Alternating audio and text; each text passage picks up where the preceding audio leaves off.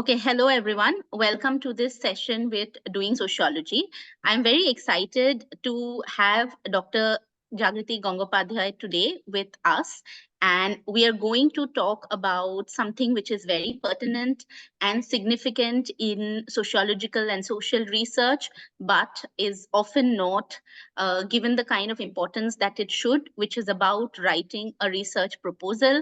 And this is why I'm very thankful to Dr. Gangopadhyay for agreeing to do this session with us. Dr. Gangopadhyay, I welcome you. And today she's going to talk about how to write a research proposal. Very quickly, to introduce the speaker, she is currently an assistant professor and the faculty coordinator for the Center for Women Studies at the Manipal Centre for Humanities, Manipal Academy of Higher Education, MAHE. She was awarded the Shastri Publication Grant by the Shastri Indo Canadian Institute for her monograph titled Culture, Context and Aging of Older Indians, Narratives from India and Beyond, published by Springer in 2021. She has also co-edited the book Eldercare Issues in China and India, published by Routledge in 2022, and a symposium on public health and qualitative insights from India with the Journal Society in 2023. As you can see, Dr. Gangopadhyay has a vast experience in writing research proposals and also research grants. So she is kind of a fitting person to talk to us about how to go about while writing a research proposal. Thank you, Jagriti, once again, and the floor is all yours. Thank you so much, Rituparna, for this kind invitation and for asking me to do this session. I truly believe this is very important. And I also want to thank Doing Sociology, Dipali, all the other people who are associated with Doing Sociology as a platform. I think that's a very needed initiative, which I didn't have when I was a student of sociology. And, we didn't have such sessions. So I actually we learned it from scratch. And I'm sure Rituparna, Dipali would agree because we are sort of, we belong to the same generation, so I'm slightly older than them. However, now with the internet being flooded with information, despite that, I think this such a session is very important, particularly for social science researchers to understand how to, what are the key questions to answer while writing a research proposal. So thank you very much. And I'll start my session by, I'll start from a personal experience, and then I'll go into the details of the main components of, how to go about drafting a research proposal. So my PhD thesis, it was situated in two very different contexts. The first one was India, and the second one was Canada. It is a comparative study between India and Canada, and also in different parts of India and in different parts of Canada. It's not whole of India or whole of Canada, different parts of India and Canada. It was a qualitative study mostly, and also it was on older people, cultural and different lived experiences of aging in different contexts. That was the crux of it. So two questions. When I first went for my international conference, I was asked that, what is the significance and relevance of my research? That is one. And the second was, why did I choose India and Canada? So to be very honest, the answer to these questions was the first one, why did I choose this topic? Simply because there was no easy answer. I honestly, this was not my area of research when I joined the PhD program. In fact, I changed topics. My supervisor, who was already working on this area, aging, I chose, like, she actually guided me, and she told me, she introduced me to the field, for which I'm very grateful to her, Dr. Tanishta Samantha. And she's also a very, very well-known and established scholar in the field of gerontology in India and even globally. So she introduced me to this fascinating field of aging. And the real truth is that I got fascinated by the topic, and that is when I started reading on the topic, and I chose to do my research proposal based on that. That that that to basically do something more. My topic was essentially intergenerational relationships in India. So I wanted to expand that because this was my scholarship abroad. I wanted to do something like that in India. And the second one, why I chose India and Canada. India, of course, because I was located in India, it was easy for me to do field work.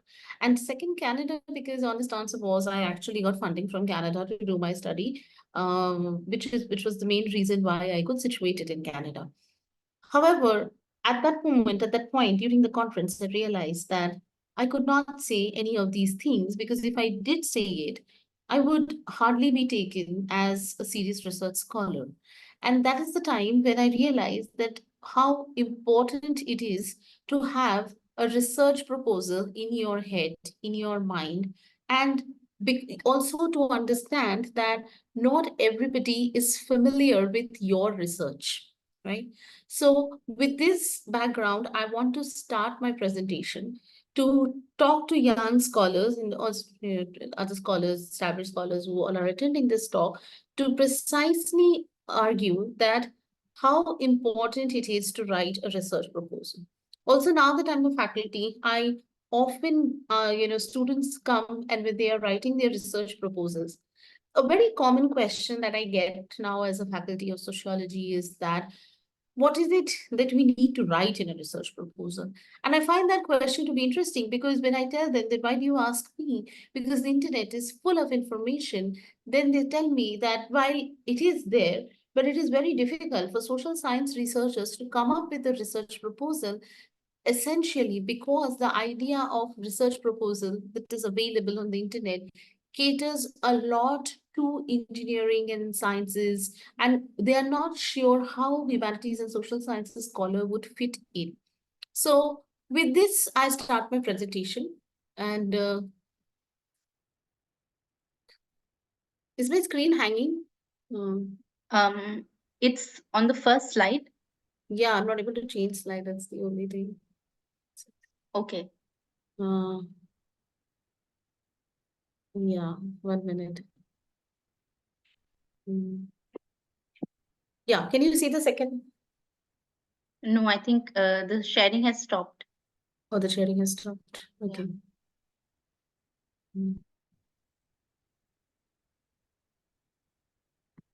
Yeah. Yes. So the main components, I begin first by explaining what it is to be written in an introduction. So the first component of every research proposal is about introduction. And in introduction, often students get confused and they ask that, what is it that an introduction should be, should consist of? So of course you have to introduce your topic. But when you do introduce your topic in academics, it is important to understand that the topic is to be introduced very academically from an academic perspective where you justify why research needs to be done in this topic. So it is not just important to look at the theory, the theoretical arguments that are available, or the kind of empirical evidence that is available. But the other and very important thing also to look at in introduction is what is the the situation in the country where you want to, or even if it is literature or history, the context of the topic is very important and that should come in the introduction itself. So for example, in sociology, because that is my area, I have to give examples primarily from sociology. So for instance, suppose if you want to work on changing health practices among modern mothers and the relation and the impact of such health practices on their infant children, if that is something that you would want to study, then while it is, of course, you would have to start from a theoretical perspective and also, in the sense of literature and also to understand how you would approach the topic methodologically. But it is also very important to highlight that what is it that is happening in the present context with regards to India. So, and also to see that how to go about, like how would you be able to contribute through your research with regard to policy? Because I'm sure since most of us are social science researchers, we often are asked this question when we do field work, that how would our research in any way benefit society? Right? That's a very key question that we are often asked. That, when we do field research, also they ask us then, what are we going to get in return by answering your questions? So the introduction is the point where one has to not just lay the ground for the topic, but also justify that why is it that research needs to be done on this topic. So in very short, the relevance and the significance of the research topic should be really put out there in the introduction section. Having said that, I always urge students to go beyond Google Scholar and PubMed and other search engines and to do a quick search on media representation of your topic. You should very much see that what is it that the media is talking about your area of research. Like, for example, my field is aging. The media keeps highlighting the challenges of older adults. What are the policies that are coming forward? What does the quantitative data say about the aging population of India? Like, for example, now India is the most populated country in the world. So there are so many articles circulating about the future of aging population. So all of these points need to be put in the introduction. So if there's a point where you want to justify and contextualize that, how is it that that my topic demands research attention, that should be very much laid out in the introduction. And also, this is a tip to remember, that one should also try to write introduction in a very layman's perspective, because often it might happen, because like a faculty who is reading your research proposal might just very much in detail read the introduction, because the faculty might get so many research proposals that he or she might just end up reading the first paragraph. So if that is solid, then you will be able to make an impression. And I also say this, that if if it is possible to give a brief introduction of the title that you propose, you can always use the title and later on in your thesis, etc. But it is important to give a brief introduction of the title in the first paragraph itself, because the title makes a lot of difference, which will also urge people to be interested in your research. And also in the introduction, not very much in detail, by while you're ending the introduction, in at least like a small paragraph, you should say how you plan to add to this research. So that basically, I would say that you shouldn't show all the literature that is available in the field.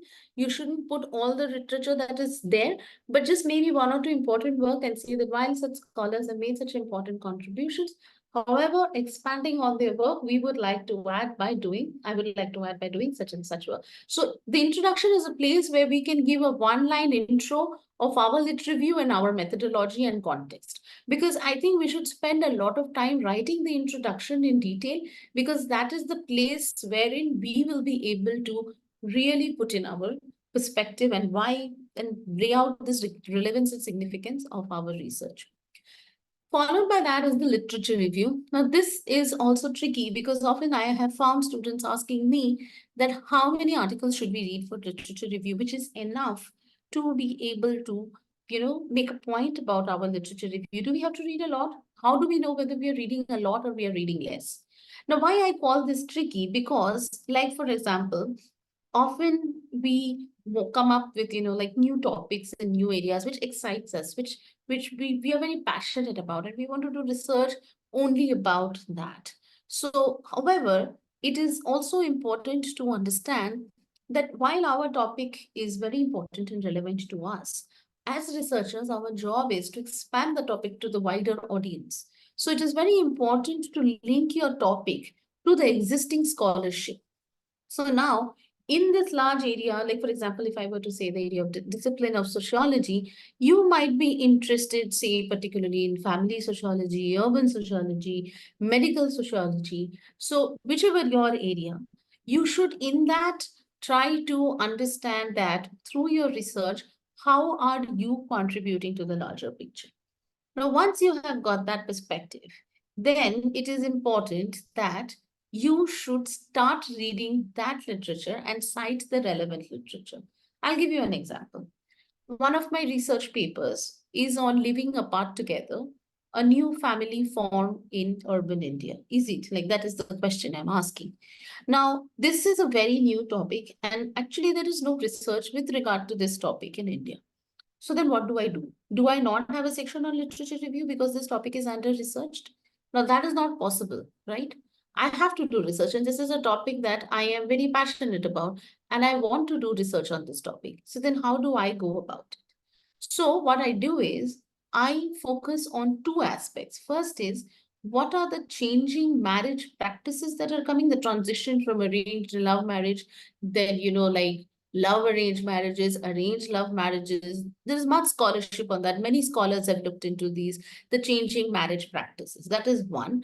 And the other practice and the other literature that I do look into is changing family arrangements. Like it's like, now there are child-free individuals, there are single parents, then also individuals who don't want to marry, like just single individuals. So the new family arrangements and patterns are coming around in India.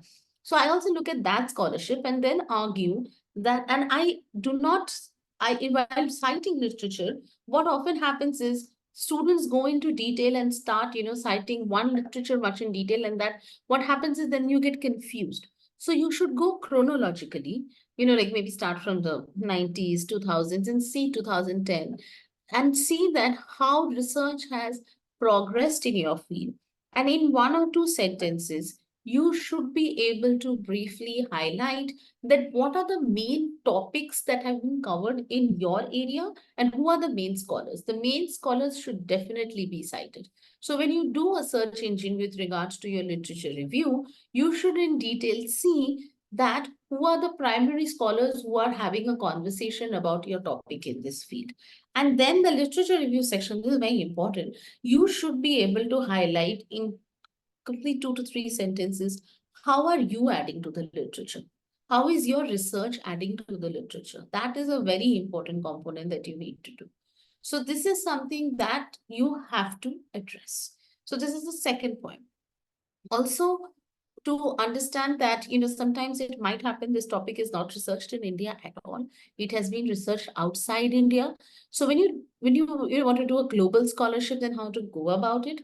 You should first start with South Asia, then Southeast Asia, and then go to globe like Europe, first world. That is because maybe it is, like for instance, particularly I have seen this very often in, family sociology or medical sociology, that countries such as China, Japan, in my field, aging particularly China, Japan, Singapore, there's much scholarship. So I have cited much scholarship from there and said that while there might be limited scholarship with regards to India, however, nonetheless, such and such practice, this might just happen in India as well. So that is how we draw connection, because it is not just sufficient to have the literature, not just, we should understand the literature review section is not a summary of the literature. It is in actually a paragraph after paragraph where you write and explain what is the main scholarship available in the field, what are the connections between different scholars, and how you will be adding to the scholarship. That is what it is about. And that is a very important section. Also, to understand that you all should agree, scholars would know that research proposal has limited word count. You cannot go on writing and writing because, it's not a thesis. It's not a place where you can go on writing and writing and writing. It has limited word count and you can only write so much. And the biggest challenge of a research proposal is that with a limited amount of word count, you have to make an impression on a PhD guide who would be interested, or a funding agency who would be interested in taking. So you should remember that you should have the correct sentences with the correct keywords to really understand that what is it that is going to make an impression. That is why writing a research proposal is very important. And with that, I see research objectives. I'm not, you, this varies. Sometimes, people also write research questions. So that I would say that in the sense, like the West is, they prefer more research questions. In India, it's more research objectives. That's why I use the term research objectives. However, that one should see where one is applying. So that is essentially laying down, and don't have too many, like you should not have like 7 to 8, because other problem I've often seen when PhD students do apply is that they have a lot to do. Remember, it's a PhD you want to finish. You can always do a lot more after your PhD. So you should have very crisp 3, not more than 4 research objectives or questions out there arguing that this is what I want to do. These are the questions that I'm going to ask. And those are very, very important. That is because you should remember that a person reading your research proposal might read the introduction and then jump to the literature review and actually directly read your research questions or objectives. So if you have like a good, crisp research questions and objectives, then you are actually going to get the attention of the reader like this. And that I feel is very, very important. Moving on to the next point, that is methodology. Methodology is essentially, it is also titled sometimes as research designs and methods. So the choice, the word of words is yours. This is, of course, one way of formatting it. There are multiple formats that are available online also. I've chosen the word methodology because it's sort of an umbrella term where you can fit in a lot of things. So I prefer the term methodology, but research designs and methods are also used very commonly across, different research proposals. In methodology, the first thing that you should argue is what are the different methods that you are going to be using. First of all, start with your approach. Is it qualitative? Is it quantitative? Is it archival? Is it close reading? Is it content analysis? Is it analysis of photographs? You should lay it out there that what is the main methodology that you are going to adopt to do your research so that the researcher knows exactly what is going to happen in the research. That is very important. Now, moving on with that, you should also be very clear about the different methodological tools that you might be needing. You might need a semi-structure or any form of questionnaire.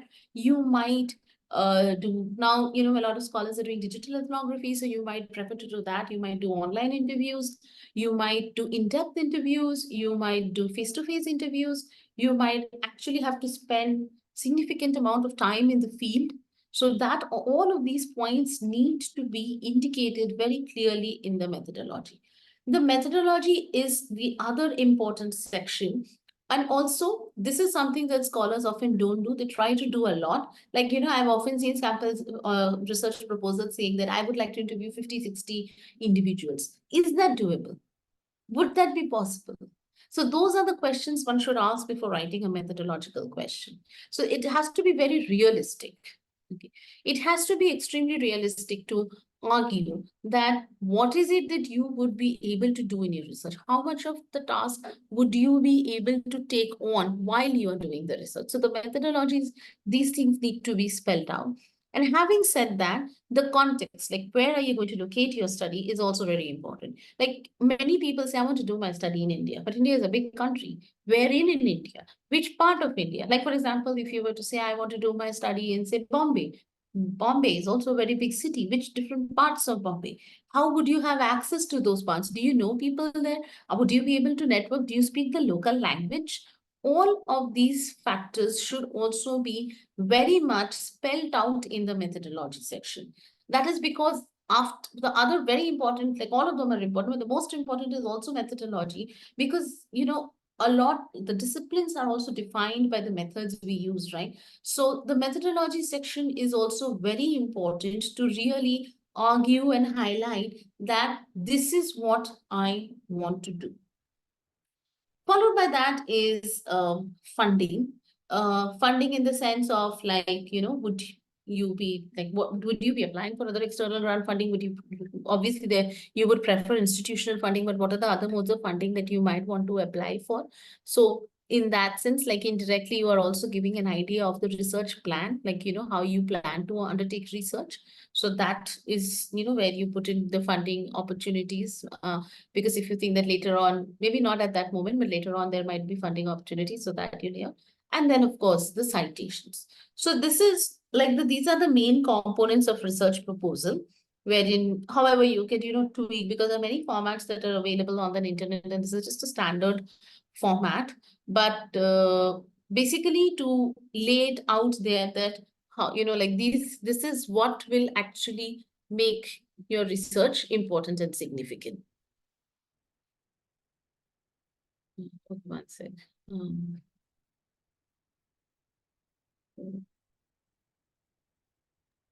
Yes, Jagriti, do you have any issue? Yeah. So I have more or less covered most of the points, but I just want to, before I end, because I think I have 5 more minutes, so I'll just conclude some of the main important points so that, I drive home the main points that I was saying. The first one is that you should explain your research topic in detail. And when you're doing that, because I've already talked about relevance and significance of research, when you do talk about your research topic in detail, you indirectly should be able to cover three main points. The first is how you're adding to scholarship. Second is policy. And third is how would you contribute it methodologically? Okay. Because sometimes what happens is, like for example, my own topic, aging, there's a lot of quantitative scholarship. In fact, the field of gerontology is defined by, quantitative scholars. So you might just be making a very qualitative contribution, and you might be exploring very specific questions, like just 2 to 3 questions. So that is also fine. But those three very important points should actually be laid out there in the introduction section. So that the scholar, the person who is reading your research proposal, knows that this is what the scholar wants. Also, research proposal has one, disadvantage. It often is actually in a push and pull relationship between becoming too layman perspective. Like, we often try to, like, okay, let us just put it out there. Let us adopt a very layman perspective to explain what our research is going to be. That is one. Or otherwise, we try to make it too academic and too theoretical, wherein we fail to underline that what is it that we plan to do? What is it that the main argument that we want to put forth? So this is something that I suggest, before you write a research proposal, it is important that in your brain, you just tell yourself, this is my research in 60 seconds. Okay. I'm sort of putting it across as an elevator pitch, which I don't plan to, but it is just to help students get a very clear and a picture of clarity with regards to their research. Like if I were to, like I'm often asked this question when I'm talking about my book, just in one sentence, tell me what your book is about. So when we have to deal with such questions, if we have it very clear cut that these are some of the things that we want to do, that is why I stressed on the idea of a title, that if you have a title in your head, because the title often summarizes the large part of the thesis. So having said that, so these were some of the main points that I wanted to cover, that and to also understand that a research proposal is a very important step. That is because mostly often, that is how we start doing our research. We start writing our thoughts first on the research proposal. And also the other thing is, would always urge scholars particularly to do a very thorough proofreading of the research proposal, to check multiple times, because often what happens is if there are typos or minor errors, it just shows a very, casual attitude on the part of the scholar. So it is very important that you give a thorough proof, like don't submit the first draft of the research proposal. And also, if possible, if someone could read your research proposal and give you feedback, that would be ideal, because often we think, okay, we have said what we wanted to say. A fresh pair of eyes always helps. So that is the other guidance that I wanted to give, that if someone could give you like proper feedback that this is where it needs work, or where you've got it right. So these are the strong points. This is where it needs a little bit more work. That will actually really help you tighten your research proposal. So yes, okay. So thank you very much. I think I finished on time. Yeah, and yes, thanks. Thank you, Jagriti. I think it was a very precise and to the point. Even I learned a lot from your presentation. So there are a few questions in the chat box. I'm going to read them out to you, and you can address as you deem fit. There's one question about citations. If you could talk a little bit more about citations, Yeah. then a little Can bit you see more. my video? Can you see my video? Yes, yes, yes. Your video Okay. is visible. So you can Then see my face. yes, yes. Okay, I can't Yes. see, so I'm asking. Sorry. Yeah. No, no, no, no. A little bit Mm. about citation, a little bit about fundings, and a little bit about, if the process of writing a research proposal is the same for PhD admissions and other research grants. Yes, maybe you answer them and then we'll go to the next set. Okay. Yeah. So yeah, I can see. Can you sorry, okay. Can you please explain more about funding? Yes. So funding I wrote because nowadays it has become often scholars are asked like if you would be applying to external funding agencies. So if you have something in your mind, like for example, if you would be applying to ICSSR or other external, like any other NGO or any other on, for example, there are many bodies now, like the Indo Shastri Canadian Institute. They also fund if you're doing a comparative study between India and Canada, for example, or if you would be applying to the Fulbright later on. So those things, if you could put there in the funding, that would actually help your cause as a researcher primarily, because that would show that you are going beyond the idea of institutional funding. Okay, because these days often students are asked in PhD interviews that if you don't receive institutional funding, would you be willing to fund yourself? Okay. So most students say yes. But apart from the idea of self-funding, it is also important to have clarity about what are the other sources of funding that are available in the country and also across the globe. So that is what I meant about funding, like to show that you have done your research well, you know it. So yeah, did I answer? Is that okay, Rituparna? Should I go to the Yes, next? yes, yes. Maybe a little bit about citations and, Yeah. about if the research proposal needs to be same for PhDs and other research. Yeah. So, citation, I would say this, that follow one style. In sociology, we mostly follow APA, but if you're following MLA or Chicago, but follow one style. And by citations, like I said, that like try to cite at least, in the research proposal, at least 10 to 12 articles in the literature review section. Like I would say 10 to 15, because you should be well read. Like it's not obviously not possible that you would have read everything, but at least well read. So go like year wise, like maybe two important ones in 90s, 2000s, 2005, 2010. Just see like how that way you will be able to show that you have been mapping the progression of research.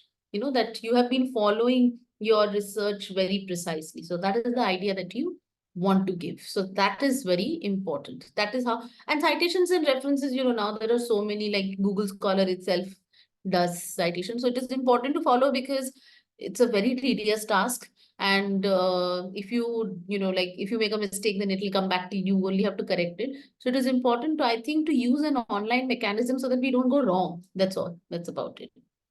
It's about citation.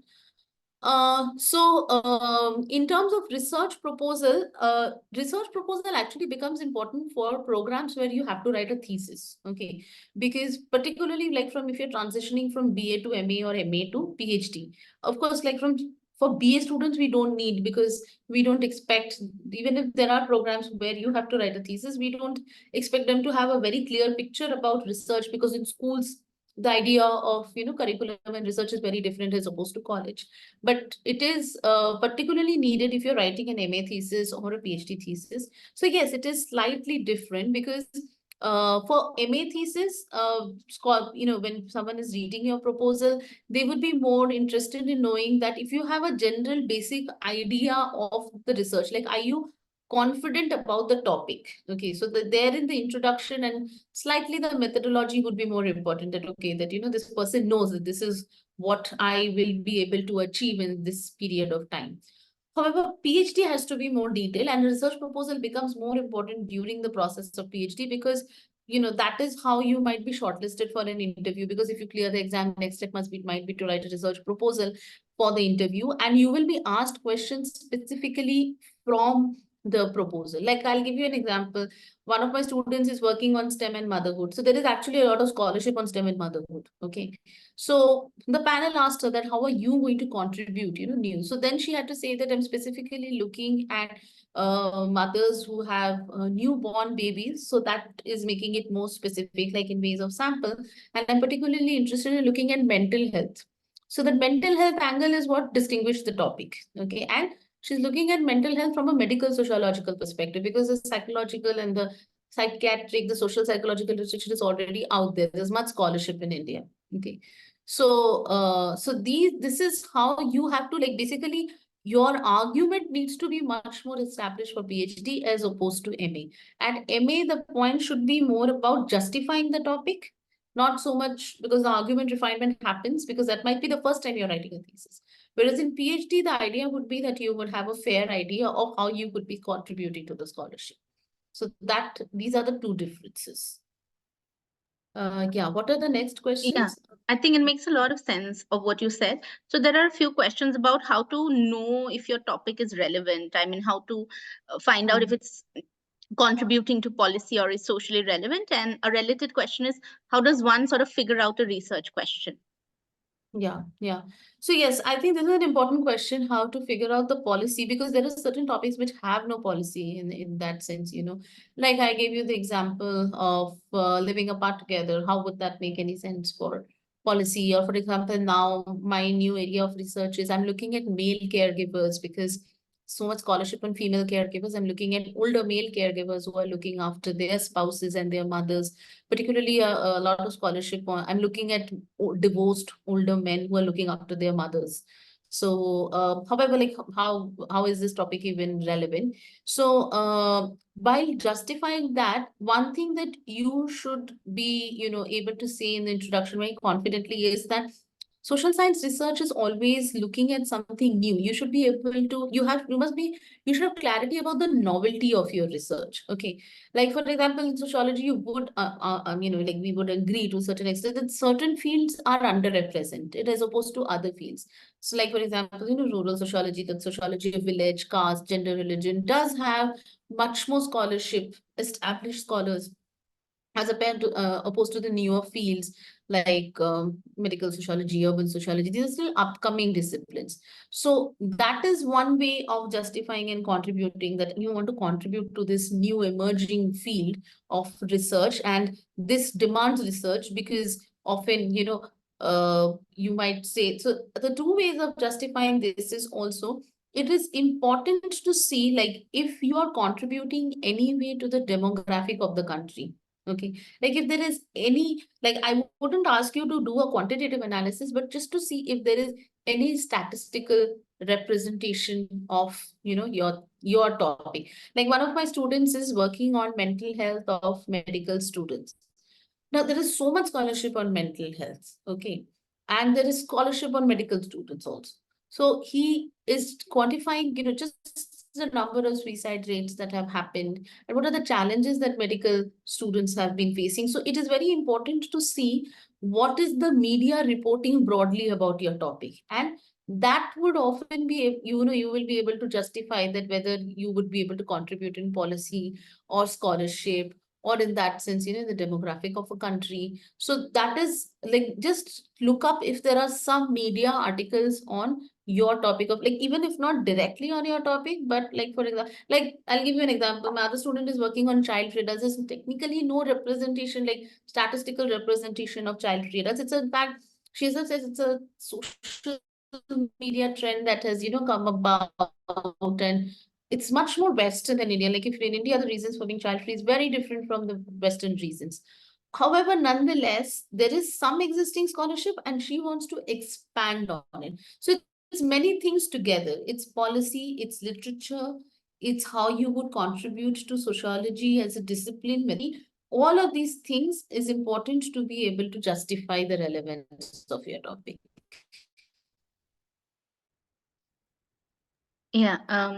So then, is there a way in which you can navigate from humanities to social sciences, and maybe a little bit about how to go about the research process, like identifying a research problem and what after that? I mean, I know these are not questions that have fixed answers, but if you could give some take on that.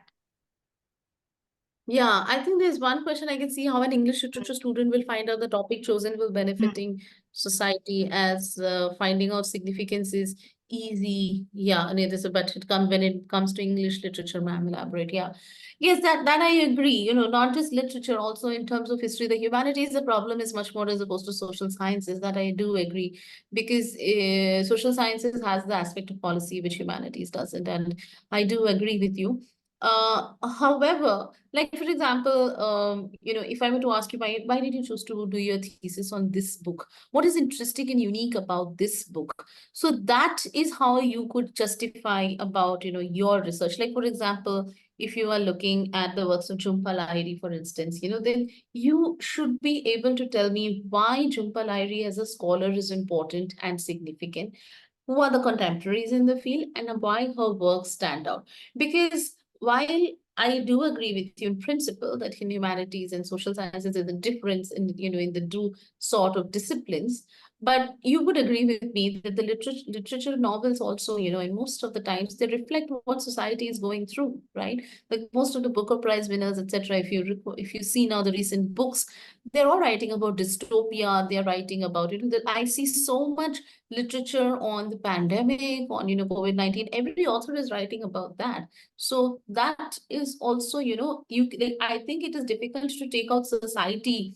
in that sense from humanities and literature. So that is how you could justify, like I think the other upcoming field now is environmental humanities, where I see a lot of research happening on nature and literature, or medical humanities, wherein like how like the body, etc., understanding the body in a hospital setting, the scholars who have written about that, like Thomas Mann's Magic Mountain, thinking about death in an institution, in a sanatorium. So all of these things are in that sense directly related to society, right? Which is why classical scholars call themselves philosophers. They didn't want to be, like fixed in one particular discipline. So that way, I think you could justify, like you have to find out how in society, what are the societal connections in your research, and that is how you would be able to justify. So the next question about research questions, which Suparna was asking, uh, we want to do a lot of things in our research, but in research questions, like if I were to give the example of say 3 research questions, the first research question is that what you want to do. That should be spelled out. I want to do this. Second research question should actually be about why you want to do this. Okay. This is the reason why this is important. And third should be how you want to do this. So what exactly are you doing? What, why, how? These are the 3 points that you should address in research question. What is basically the intro? Like this is what I want to do. Why is basically the literature review. This is a scholarship available and I want to add to that scholarship. And how is actually methodology. Okay. So in 3 questions, you are actually addressing your entire research proposal. So that is how you should essentially frame the research questions. Yeah, so there's one last question. How much should one elaborate in the methodology section? Also, is it mandatory to attach a consent form to the research proposal?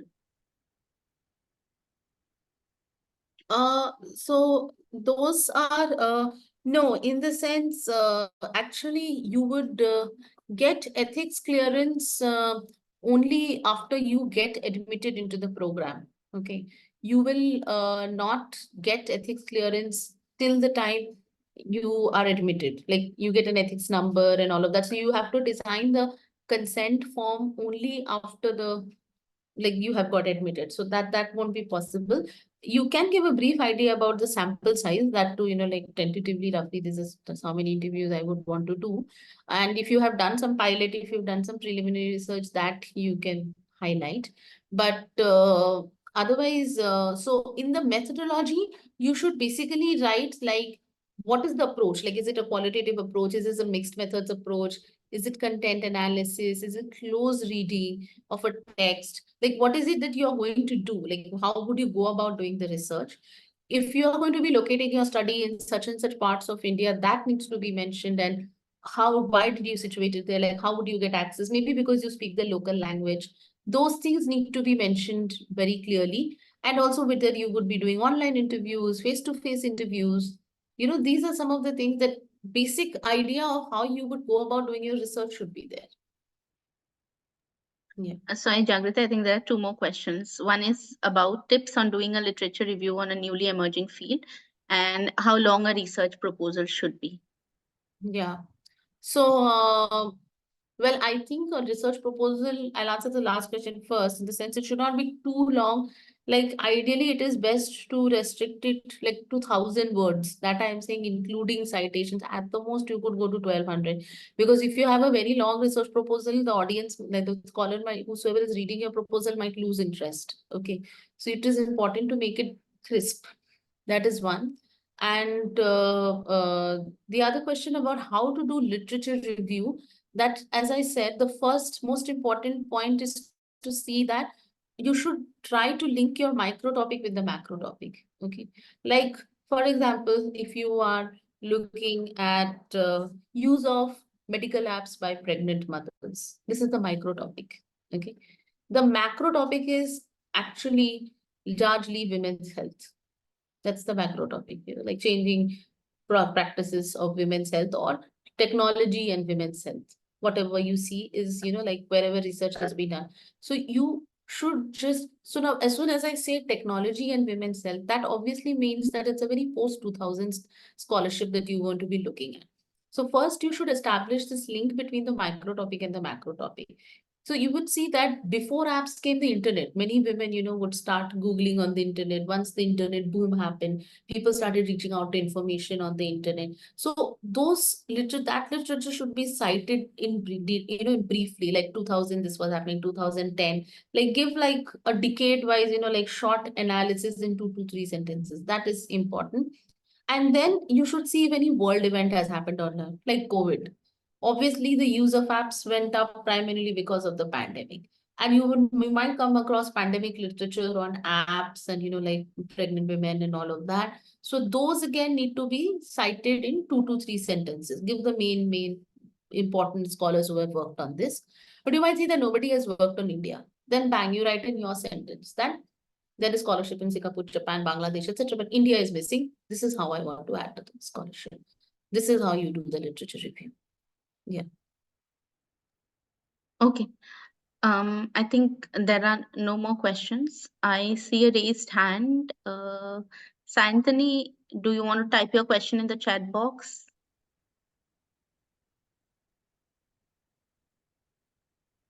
Yeah, I think, yeah. Okay. Thank you so much, Jagriti. I think, this was very informative and also hopefully useful for everyone. We are going to share the video on our YouTube channel. So it is going to be there if you have even missed a bit or, you want to sort of go over it again, it'll be there on YouTube. Thank you so much, Jagriti, and everyone have a good evening. Yeah. Thank you, Rituparna. Thank you.